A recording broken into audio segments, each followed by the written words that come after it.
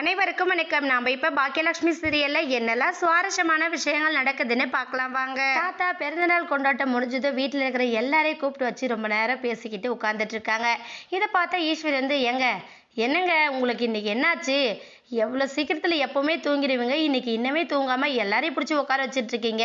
ஜெனிமா நீ போடா போயிட்டு குழந்தை என்ன பண்ணிக்கிட்டு இருக்கான்னு பார்த்துட்டு வா அப்படின்ற மாதிரி நம்ம ஈஸ்வரி சொல்ல உடனே தாத்தா வந்து ஏய் ஈஸ்வரி கொஞ்சம் அமைதியாரு, எல்லாரோட சேர்ந்து உட்காந்து பேசி ரொம்ப நாள் ஆயிடுச்சு, சந்தோஷமா இருக்கும், உட்காந்து பேசலான்னு பேசிக்கிட்டு இருந்தா நீ என்ன சும்மா எல்லாரையும் போப்போன்னு சொல்ற?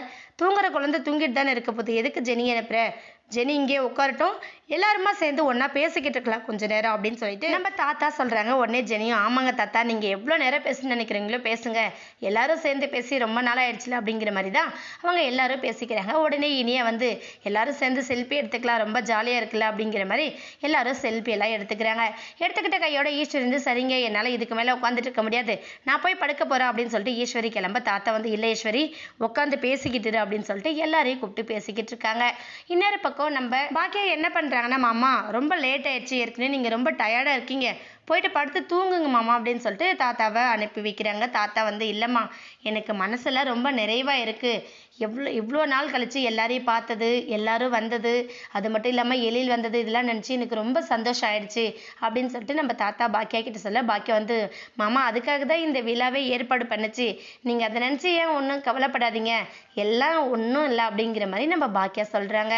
உடனே தாத்தா வந்து பாக்கியா நான் சொல்கிறேனேன்னு தப்பாக எடுத்துக்காதம்மா, என் மகளாக உன்னை நினச்சிருந்தா கண்டிப்பாக இந்த படுபாவைக்கு கல்யாணம் பண்ணி உன்னோட வாழ்க்கை இப்படி பண்ணியிருக்க மாட்டேன், ஆனால் நீ அதையெல்லாம் தாண்டி ஒரு அயோக்கியனுக்கு கல்யாணம் பண்ணி வச்சதெல்லாம் மறந்து இந்த குடும்பத்துக்காக நீ எவ்வளோ பாடுபட்டுட்டு இருக்க, இன்னமும் உழைச்சி ஓட தேஞ்சிக்கிட்டு இருக்க, ஆனால் பசங்க பெரியவங்களாயிட்டாங்க, இதுக்கப்புறம் அவங்கக்கிட்டேயும் உன்னோட பொறுப்பை கொஞ்சம் விட்டுட்டு நீயும் கொஞ்சம் சந்தோஷமாக இருக்கிறதுக்கான வழியை பாருமா, ஏன்னா எனக்கு குற்ற உணர்ச்சியாக இருக்குது உன்னை இந்த மாதிரி ஒரு நிலைமைக்கு ஆளாக்கிட்டேன் அப்படின்னு சொல்லிட்டு நம்ம சொல்கிறாங்க. உடனே பாக்கியம் வந்து அதெல்லாம் ஒன்றும் இல்லை மாமா, ஒரு உறவு ரொம்ப மோசமானதாக இருந்தாலும் அந்த உறவு மூலியமா வந்திருக்கிற மற்ற உறவுகள்லாம் என்னை தங்க மாதிரி பார்த்துக்கிறீங்க அப்படின்னு சொல்லிட்டு பாக்கியாவும் ரொம்ப ஜெனுனிஷாக நடந்துக்கிறாங்க.